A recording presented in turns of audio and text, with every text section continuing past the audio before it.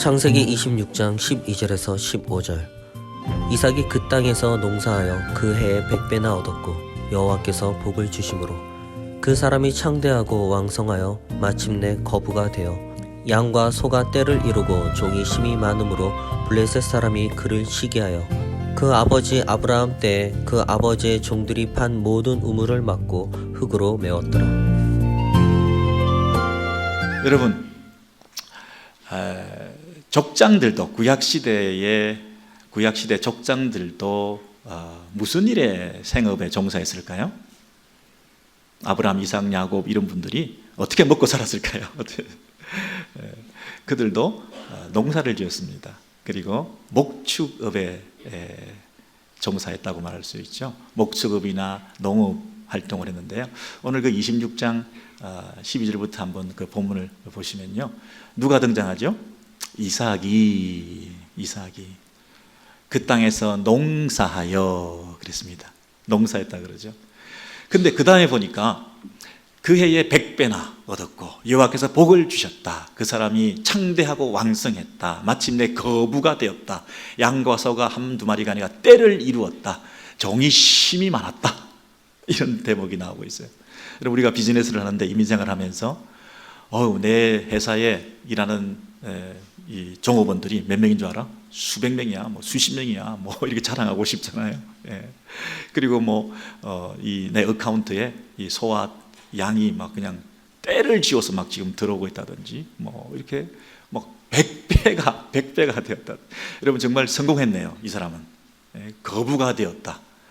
야, 마침내 큰 소리 치면서 성공했다는 소리 듣고, 야, 살 수 있는 이 정도가 됐겠네요. 여러분, 오늘 본문을 보면서 굉장히 부러운 단어들, 눈에 띄는 단어들이 많이 나타나죠. 거부, 어떻습니까? 영어 표현을 보시면 리치했다, 더 부유해졌다, 매우 부유해졌다, 막 이렇게 막 떼거지로 몰려왔다, great, 엄청난 숫자가 모였다, 이렇게 있는데요. 100라는 숫자도 있고요. 와, 여러분, 이렇게 눈에 팍팍 들어오는 단어가 있는데, 여러분 마음이 탁 끌리시죠? 우리도 저랬으면 참 좋겠다. 근데요, 진짜 중요한 단어가 하나 있는데요, 그걸 우리가 놓칠 수가 있어요. 우리 예배 드릴 때도 교회 공동체 안에서도 설교하는 사람, 기도하는 사람, 반주하고 찬송하고 특송하고 이러는 분들이 눈에 막 띄지만요, 사실은 진짜 귀한 분들은 조용히 계시다가 조용히 가시는 분들도 귀한 분들이 많이 계시잖아요. 그분들이 더 귀할 수도 있잖아요. 그죠? 가만히 있는데 저기서 굉장히 중요한 단어가 하나 있어요. 그게 뭘까요? 사실은요, 막 손을 흔들면서 attention, 여기야, 여기 100배, 거부 아니야, 여기서 제일 중요한 단어는 나야 하면서 막 손을 막 흔들고 있는데, 그 단어가 보이시나요? 그 땅에서, 그죠? 그 땅에서 농사했다는 이 대목이 사실은 제일 중요한 구절이거든요. 왜냐하면 26장부터 계속 1절부터 읽어오셨던 분들은 자연히 그걸 알게 될 거 아니겠어요? 26장 1절부터 보시면 아브라함 때 첫 흉년이 들었더니 어디에서? 그 땅에서 또 흉년이 들매 그랬습니다. 아니, 아버지 때 흉년이 들었는데 그 땅에 흉년 들었던 땅에 또 흉년이 들었어요. 그 땅은 지긋지긋하겠죠. 그 땅은 좀 이제는 멀리하고 싶겠죠. 그 땅에 대한 미련을 버리고 싶겠죠. 흉년이 들었는데 또 흉년이 들은 이 땅을 떠나고 싶겠죠. 그렇잖아요. 더 이상 기대할 게 없어. 빨리 정리해야 돼. 더 이상 미련되고 있다가 시간 낭비야. 정리하자. 늦었다고 생각할 때가 빠른 때야. 이러면서 정리를 해서 떠나고 싶은 그런 마음이 들었을 텐데요. 그래서 이삭이 일어났어요. 정리 다 하고 식솔들을 데리고 짐을 챙겨서 어디로 갔습니까? 그랄로 가서 그랬습니다. 그랄이라고 하는 땅에 가서 블레셋 왕 아비멜렉에 이르렀더니 여호와께서 이삭에게 나타나 애굽으로 내려가지 말고 내가 내게 지시하는 땅에 거주하라. 이 땅에 거류하면, 이 땅이 어디예요? 그랄이죠. 그러니까 애굽은 풍요의 땅입니다. 나일강이 있는, 그래서 항상 메마르지 않는, 그래서 흉년이 들어도 거기만 가면 살 수 있는, 힘들 때, 외로울 때 가고 싶은 그 어떤 미지의 꿈의 나라, 애굽에 가면 살 수 있다. 상식선상에서 누구나 결정할 수 있는 그런 판단을 하고 이삭은 흉년을 만난 그 땅, 지긋지긋한 그 땅, 있어봐야 더 소용이 없겠다 싶은 그 땅, 그래서 털고 일어나서 그 애굽으로 가기 위해서 그랄이라는 땅까지 오게 된 거예요. 왜냐하면 그랄에 가야 통로가 되니까 애굽으로 갈 수 있는 길이 열리게 되니까요. 근데 아직까지 그랄은 가나안 땅에 있는 거죠. 그래서 아직 애굽은 가지 않았는데 하나님께서 그 이삭을 막아 쓰시면서 여기까지 애굽은 안 돼. 이 땅에 계속 거하면 내가 너와 함께 해주겠다. 내게 복을 주겠다. 네 자손들에게 은혜를 주겠다. 이렇게 하나님 말씀하셨다는 거예요. 그래서 이삭이 어떻게 했어요? 그랄에 거주하였더니 그랬다는 거예요. 그랄에 거주하였더니. 근데 그 땅은 흉년이 계속 드는 땅이죠. 여러분, 이삭이 흉년이 연거푸 들었을 때 마음속에 어떤 생각을 했을까요? 첫째, 하나님은 어디 가신 거야? 믿음의 조상 우리 아버지도 없어지시고 다 무덤에 장사 지내시고 이제 내가 살아남아서 이 식솔들을 어거해 가야 되는데 굉장히 그 짓누르는 책임감과 부담감이 생겼을 거 아니겠어요? 그래서 외롭다, 혼자구나, 아무도 없다, 환경과 상황이 이렇게 어려울 때 그만큼 내 마음이 부담스러운 거죠. 이삭이 마음이 막 흔들리고 있는 거죠. 이거 어떻게 살지? 어떻게 해야지? 하는 그런 외로움, 고독 이런 게 있었을 거라고요. 두 번째는 당장 내 앞에 있는 이 필요, 흉년 가운데 먹을 것이 없는데 어떻게 살아남지? 누가 내 필요를 채워줄 것인가? 이 문제가 있었겠죠. 세 번째는 내 자손들은, 나는 그렇다 치더라도 내 후손들은 어떡하라고? 자식들에 대한 걱정, 당장 먹고 살 내 필요를 채우는 문제, 그리고 내게 엄습해온 이 두려움과 불안함과 고독함, 이 문제를 어떻게 해결할 것인가? 그래서 일단은 짐 싸고 자구책을 강구해서 애굽으로 내려가야 되겠다. 자식도 살리고 나도 살고, 그래서 내가 이 애굽으로 가는 길만이 살 길이라고 일어서서 그랄로 달려갔는데 하나님께서 딱 나타나셔서 그 애굽의 마음을 잘 아시고, 첫 번째, 외로워하지 마라. 내가 너와 함께 하겠다. 내가 너와 함께 하겠다. 여러분, 이게 얼마나 우리에게 주시는 큰 축복인지 몰라요. 복 중에 복은 관계의 축복이에요. 관계 중에 관계는 하나님과의 관계예요. 외롭고 서글프고 아무도 나에게 없다, 나는 혼자밖에 없다 했을 때 하나님이 너와 함께 해주신다. 그 약속 하나만으로 충분하지 않겠습니까? 이삭에게 나타나 애굽으로 내려가지 마라. 이 땅에 너희가 거류하면 내가 너와 함께 있겠다. 내가 너와 함께 있겠다. 여러분, 혹시 외로우십니까? 혼자 살아가기가 힘드십니까? 이민 땅 위에서 그 누구도 의지할 비빌 언덕이 없으십니까? 혼자다. 결국은 혼자다. 결국은 혼자다. 이 철저한 이 고독을 지금 여러분 마음에 힘들어하고 계십니까? 내가 너와 함께 있어. 하나님이 찾아오시는 그랄의 땅이 되시기를 주의 이름으로 소원합니다. 하나님이 너와 함께 있어. 그리고 너의 필요를 채워주겠다. 내가 너에게 복 주겠다. 네가 걱정하고 염려하고 있는 것, 경제적인 필요, 너의 모든 이 땅에 살아가는 동안에 필요한 것들 내가 너에게 복 주셔서 넘치게 해주겠다. 걱정하지 않게 해주겠다. 복 주겠다. 그리고 네가 걱정하는 누구? 자손. 내가 너의 자손들에게도 이 모든 땅을 자손과 함께 해주겠다. 너 자손으로 말미암아 천하 만민이 복을 받을 것이다. 이렇게 약속을 받았던 이삭은 그 땅에 거주하기로 마음먹었습니다. 그랄 땅에 거주하였더니 그랬습니다. 그래서 아까 그 본문이 나왔던 거예요. 12절에서 18절의 내용을 보시면 이삭이 그 땅에서 농사하여 그랬던 거예요. 애굽으로 떠나려고 그랬는데 흉년을 만나가지고 애굽으로 떠나지 않고 그랄에까지 왔는데 그 땅에서 하나님 만나고 내가 이 땅에 계속 거하면 내가 너를 복주겠다 하신 그 말씀 믿고 그 땅에 농사하여 그랬다는 거예요. 그 약속의 땅, 하나님께서 책임지시겠다는 그 하나님에 대한 신뢰를 가지고 흉년에 그 땅에다가 씨를 뿌렸다 하는 것입니다. 그 땅에서 이삭이 씨를 뿌렸다. 이거 대단한 믿음 아니겠습니까? 물론 시간이 조금 흘러가고 난 다음입니다만은 그 메마른 땅에서 곡식에 씨를 뿌렸다. 흉년인데 그 믿음을 보시고 하나님께서 100배나 축복해 주셨다 그랬어요. 물론 이 100배라고 하는 것은 뭐 수량적으로 딱 계산해서 100배라기보다는 상상할 수도 없는 하나님의 축복을 받았다 이런 뜻이겠죠. 대박이 난 거죠. 이건 하나님이 하셨다고 밖에 말할 수 없는 결과물이 생긴 거죠. 야, 이거는 자타가 공인하는데 그 누가 보더라도 이거는 하나님이 하신 일이다. 여호와께서 복을 주신 것이구나. 이렇게 인정할 만한 그런 창대하고 왕성하고 거부가 되고 이렇게 순간적으로 그 해에 하나님께서 엄청난 복을 이렇게 주셨던 것이죠.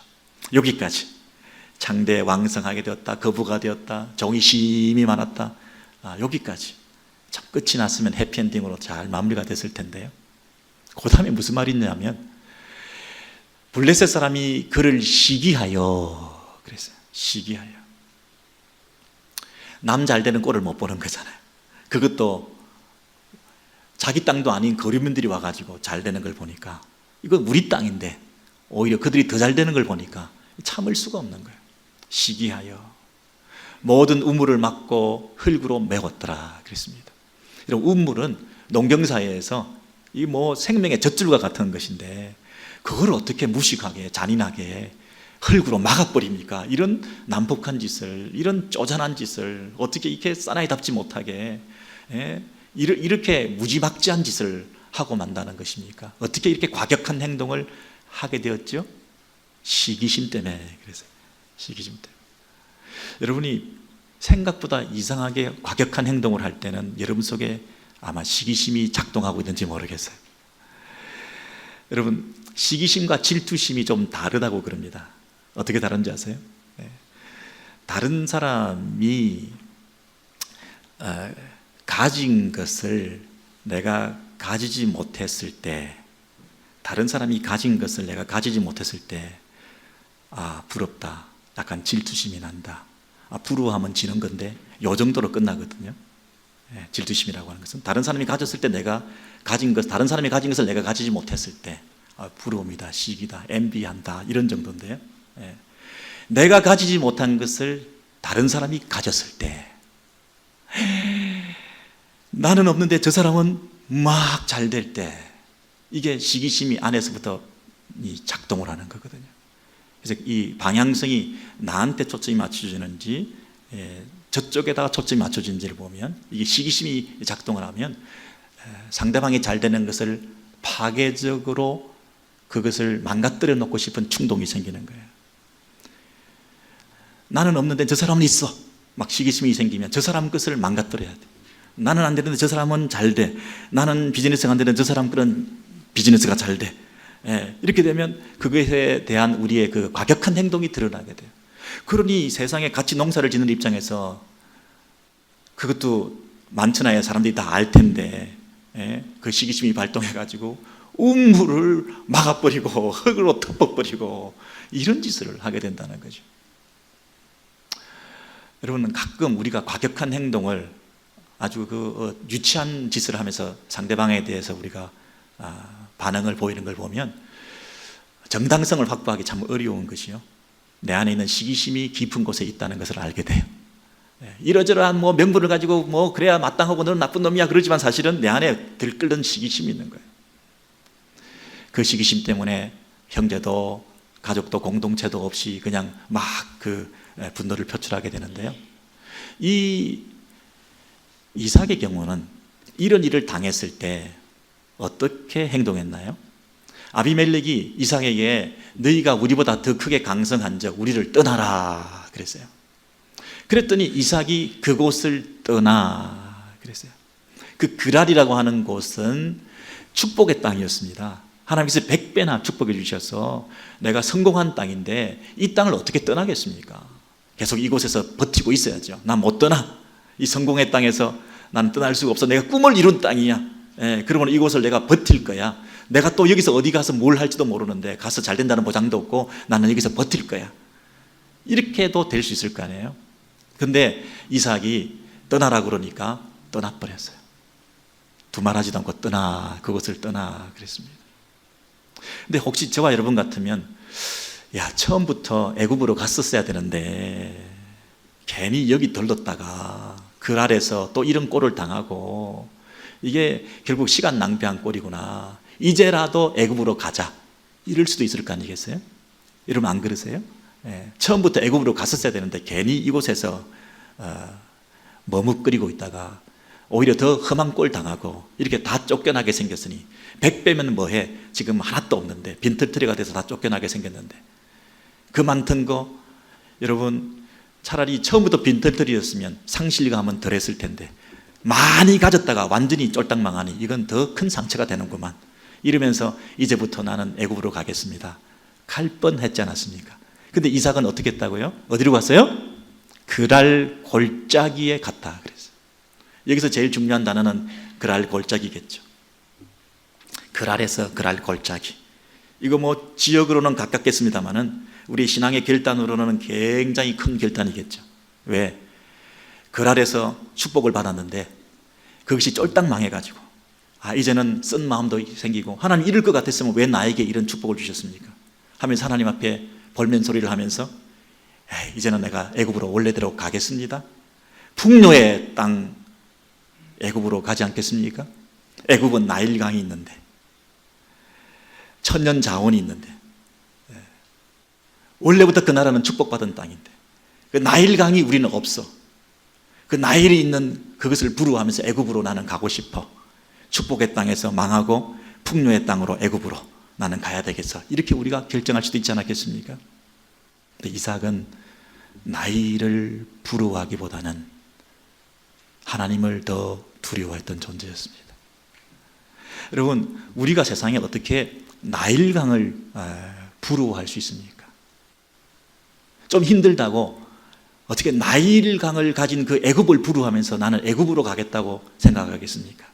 나는 나일강이 없는 것 때문에 상처가 돼. 나는 물주도 없어. 비빌 언덕도 없어. 나는 조상도 잘못 만났어. 부모들한테 물려받은 것도 없어. 뭐 내가 의지할 만한 힘께나 쓰는 뭐 집안의 사람도 아무도 없어. 그 흔한 의사도 하나 없고 그 흔한 변호사도 하나 없고 그 흔한 뭐도 하나도 없고 그러면서 이게 뭐야 이러면서 나이를 부러워해. 여러분, 우리가 하나님의 백성으로서 나일강을 부러워해야 될 존재들이 아니죠. 세상 사람들이 우리가 의지하는 하나님을 부러워해야 될 그런 역할을 해야 되지 않습니까? 세상 사람들이 하나님을 부러워해야지 어떻게 우리가 나일강을 부러워할 수 있습니까?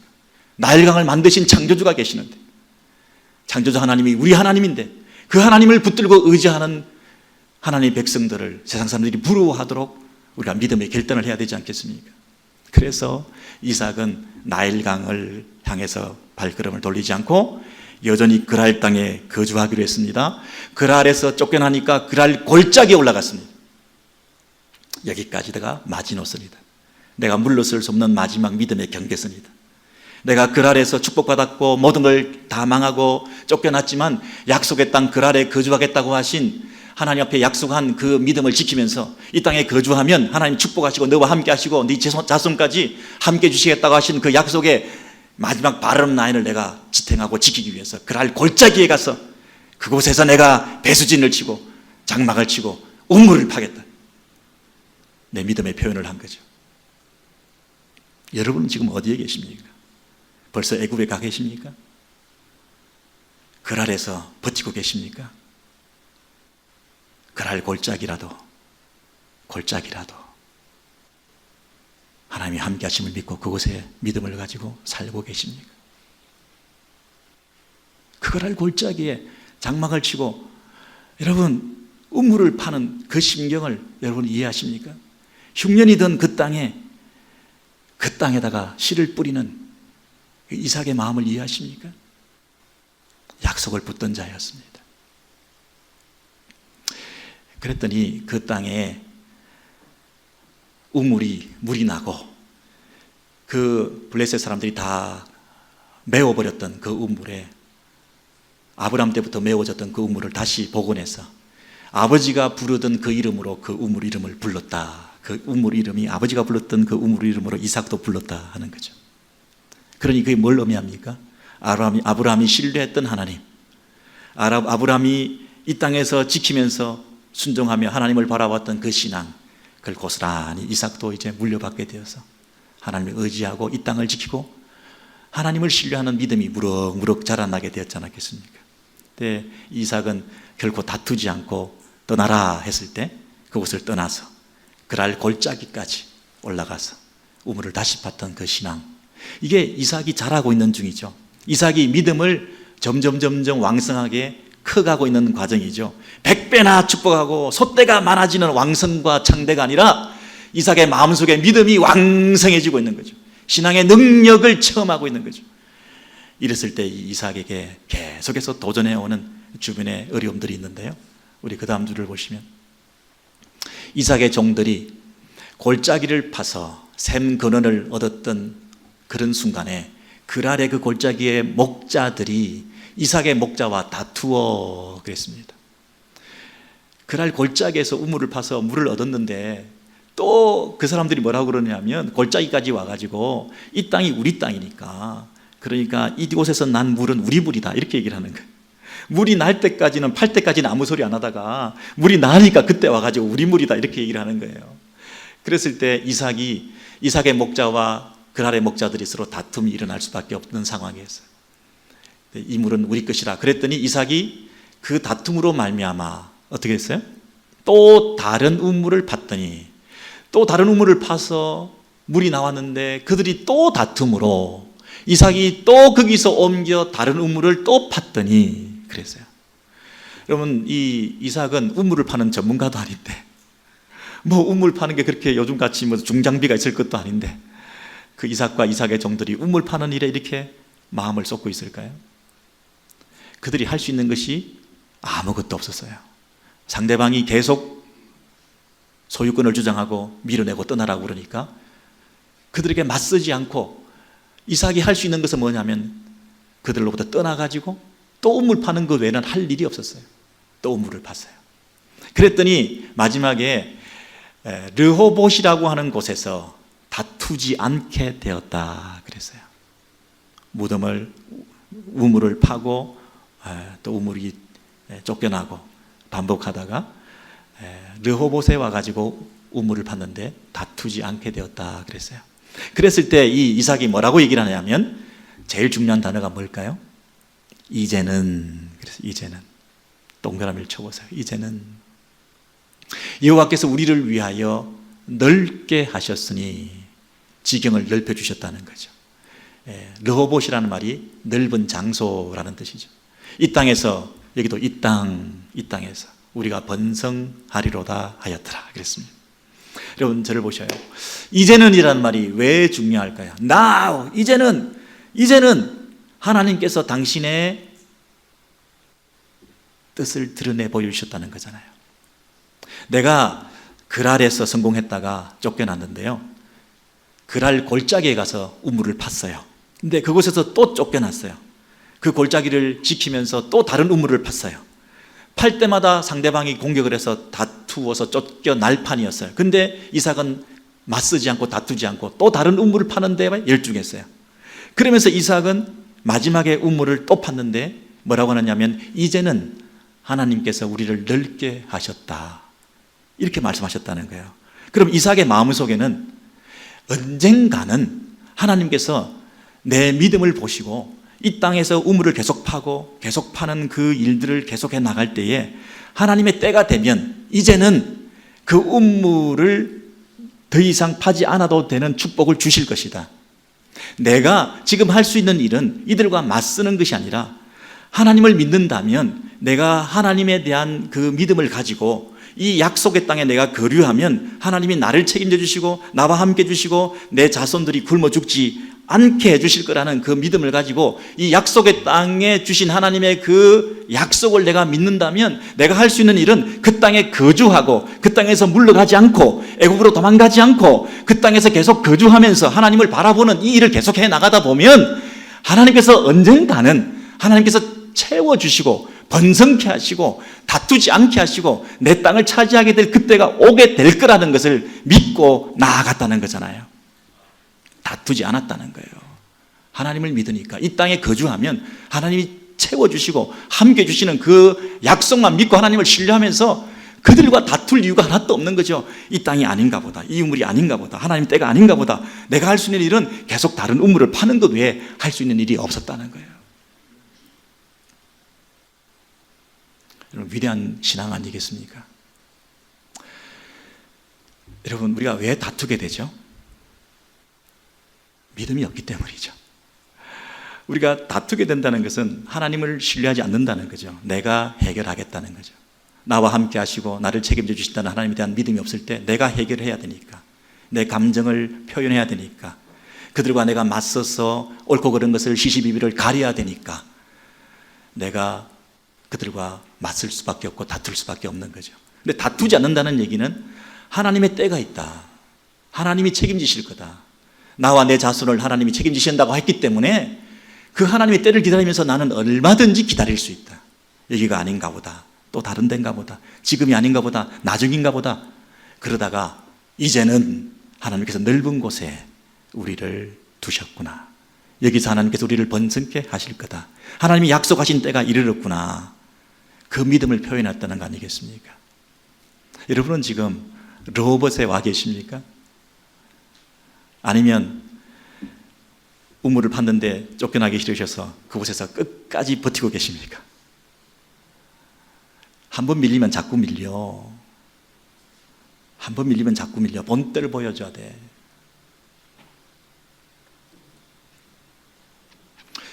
여러분, 자극을 받고 반응을 하는 그 사이에 엄청난 공간이 있다고 합니다. 제가 지난번에 말씀드렸죠. 자극과 반응 사이에는 공간이 있다. 어떤 외부의 자극을 받았을 때 내 안에서 어떤 그 반응이 드러나게 되는 것은 즉각적이고 점진적이고 다양한 어떤 상황 속에서 그 어떤 공간을 가지고 있다는 거예요. 근데 그 공간이 없고 협착하고 결핍되면 자극을 받고 난 다음에 바로 반응이 나타나잖아요. 바로 반응을 나타나는 그게 자기 바닥인 거예요. 그죠? 그게 자기 인격이라고요. 그게 자기의 삶의 질이고 관계의 문제의 핵심이라고요. 자극을 받았을 때 내가 어떤 반응을 보이느냐, 그 공간이 넓으면 넓을수록 그 공간이 지배하는 나를 통하여 관계의 문제를 해결하게 되고, 오히려 그 공간이 넓을수록 더 자유함을 누리게 되는 거예요. 진정한 자유는 그 공간의 크기에 비례한다, 그렇게 말할 수 있어요. 여러분, 즉각적인 반응 보이는 경우가 참 많아요. 예를 들면 여러분, 만약에 손님을 초대했는데 그 손님이 오시는 것을 우리가 준비하기 위해서 청소도 하고 시장도 보고 여러 가지 준비를 하면서 기대를 하고 손님을 맞을 준비를 하는데요, 그 손님이 갑자기 전화가 와가지고 캔슬하는 거예요. 못 간다는 거예요. 자극을 팍 받았어. 그럼 우리 속에서 감정이 생기는 거잖아요. 아니, 이런 경우가 다 있어. 섭섭함, 실망감, 또 분노, 상한 마음들이 생길 수 있겠죠. 그런 마음이 생기다 보면 그 감정이 말로서 어떻게 표현되나요? 이렇게 갑자기 연락을 하면 어떻게?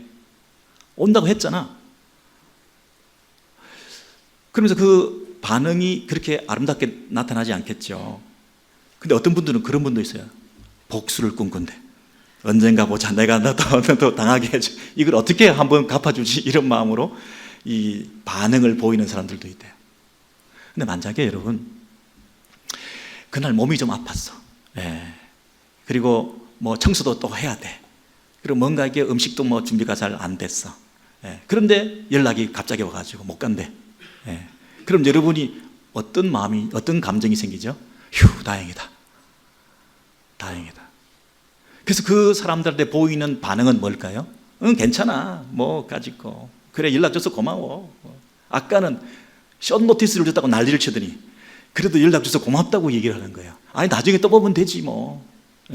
똑같이 안 간다고 캔슬됐다고 연락을 했는데 그것에 대한 자극에 대한 내 반응은 이렇게 다를 수 있는 거예요. 내 상태에 따라서. 근데 그 자극과 반응 사이에 하나님이 계시면 어떻게 될까요?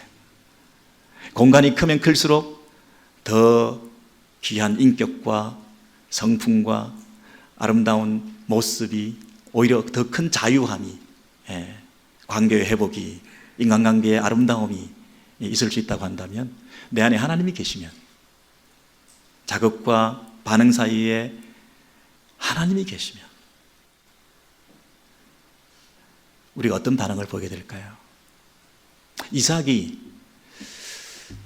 연거푸 쫓겨나고 연거푸 판 우물을 메우고 흙을 채우면서 떠나라 이런 말을 들었을 때 우리 같았으면 아마 삽질을 같이 하면서 우물을 파내든지 아니면 맞서서 어디 이 우물을 흙을 덮어가지고 이렇게 메울 수 있냐고, 이럴 수가 있냐고, 사람들 동원하고, 뭐라 그래요, 사람들 막 동원해가지고 배치시키면서 본때를 보여주고 힘은 힘으로, 강은 강으로 이러면서 우리가 물러나지 않으려고 그럴 수도 있었을 텐데요.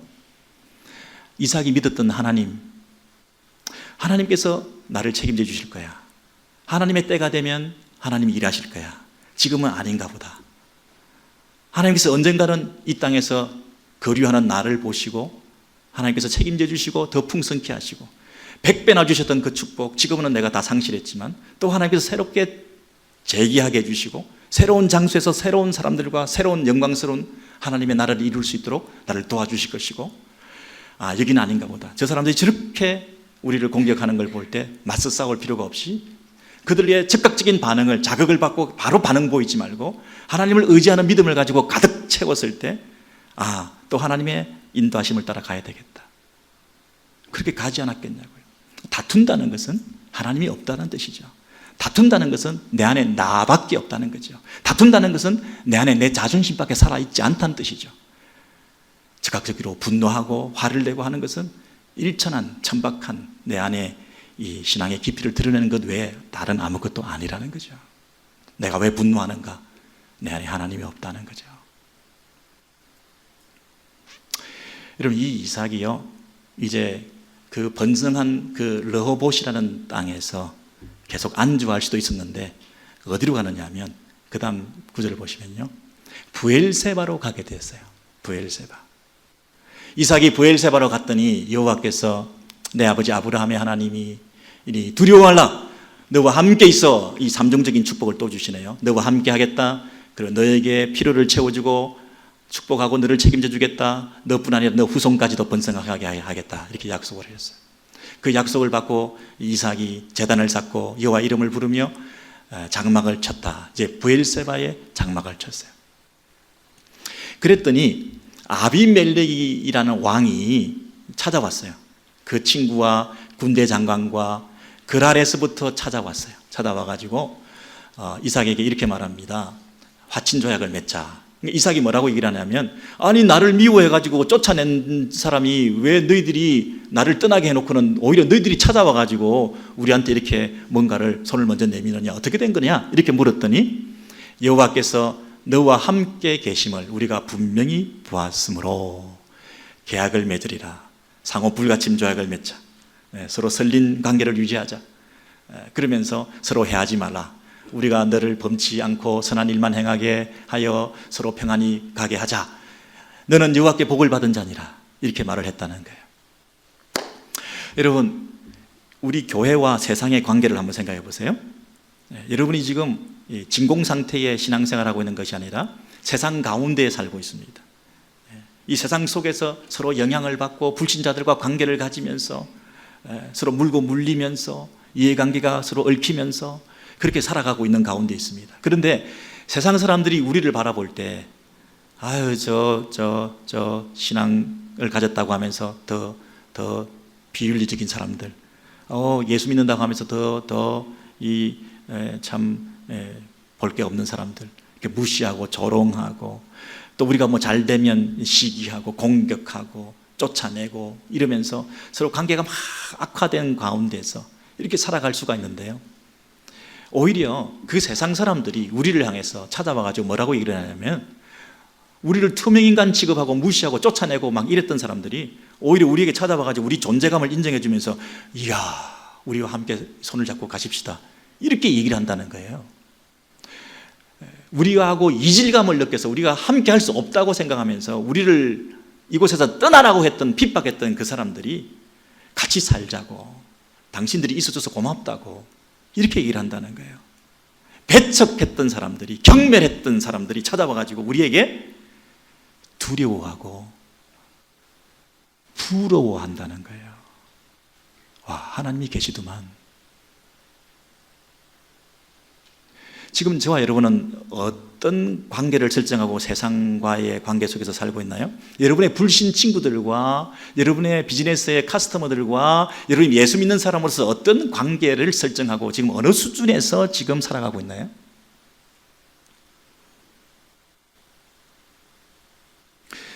그들과는 고립된 상태, 우리끼리만 그냥 예수 믿는 사람으로 그냥 교회 와서 우리끼리 주일에만 우리끼리 모여서 이렇게 비밀 경찰들처럼 세상에서는 우리가 예수 믿는 거 드러내지 않고 우리끼리 비밀 경찰들이 드러나가지고 우리끼리 서로 위로하고 이렇게 사는 관계인가요? 세상을 향해서 예수 믿는 것을 확실히 드러내고 하나님 임재가 나타나고 우리와 함께 하시는 주님을 드러내고 그분이 우리와 함께 하심을 내가 믿을 때 그분을 신뢰함으로 그분 앞에 의지함으로 우리가 다투지 않고 그분만을 신뢰함으로 그분만을 의지함으로 그분이 새로운 길을 열어주시고 우리가 르호봇을 체험하고 우리가 이 우물을 벗어날 수 없어 이 우물을 지킬 거야 하고 이 우물에 안주하면서 이 우물을 지키려고 싸우고 세상 사람들과 다투고 그런 관계가 아니라 이 우물에서 또 다른 우물을 파고 또 다른 우물을 파고 그래서 르호봇을 만나고 야, 하나님이 함께 하시는구나.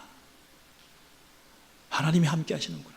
세상 사람들이 느끼고 우리가 하나님을 알 때 그 하나님을 제대로 믿게 되고 하나님을 제대로 믿게 될 때 그 하나님에 맞는 걸맞는 결단을 하게 되고 그 하나님께 제대로 결단을 하게 될 때 새로운 길이 또 열리게 되고 르호봇이 열리게 되고 그 안주하고 있던 그 우물 하나 지키려고 했던 거기에서 빨아먹는 그 자생적인 내 안에 간신히 지탱하는 그 힘으로 살아가는 그 신앙생활 아니라 다 포기하고 벗어나서 다투지 않고 양보하고 또 갔을 때 하나님이 열어주시는 새로운 길, 생각하지도 못했던 새로운 만남, 새로운 축복, 그것을 경험하면서 하나님이 살아계심을 우리가 더 간증하고 이렇게 선순환이 되어서 이제 더 큰 하나님을 알게 되고 더 크신 위대하신 하나님이 나와 함께 하심을 믿게 되고 그 하나님 앞에 더 의지하게 되고 더 큰 결단을 드리고 더 큰 믿음을 가지고 순종하게 되고 이렇게 믿음이 자라나는 이런 과정을 통해서 결국 세상 사람들도 와서 무릎을 꿇고 여러분 군대 장관이 왔습니다. 국방장관이 왔습니다. 비서실장이 왔습니다. 친구가 왔습니다. 그리고 왕이 왔습니다. 나라가 온 겁니다. 나라가. 이삭이 나라입니다. 이삭이 하나님 나라입니다.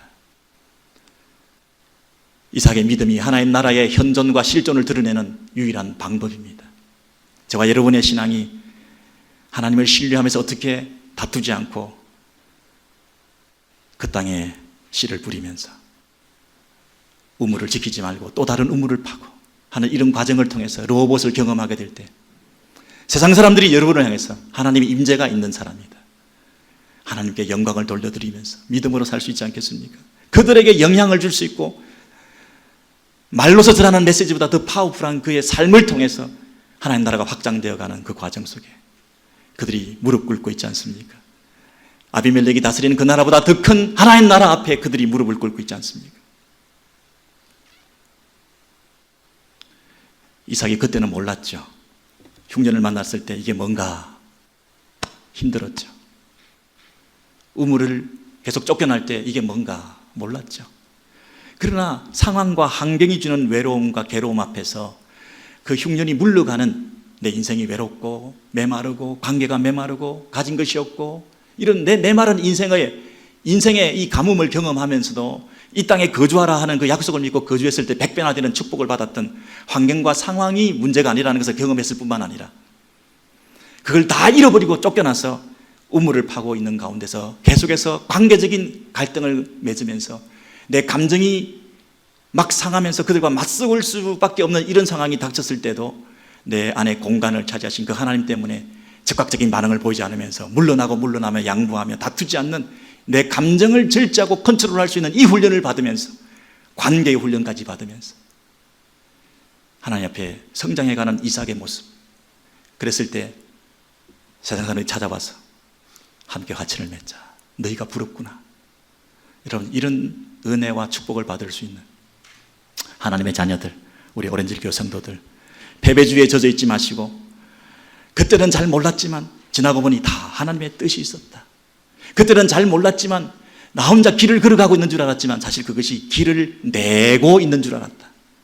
길을 걷는 줄 알았는데, 힘들게 터벅터벅 걸어가는 길인 줄 알았는데 내 후손들을 위해서, 자손들을 위해서 내가 길을 내고 있는 선구자였구나. 길을 내어 가시는 이삭과 같은 삶을 살아가시는 저와 여러분 되시기를 주의 이름으로 축복합니다.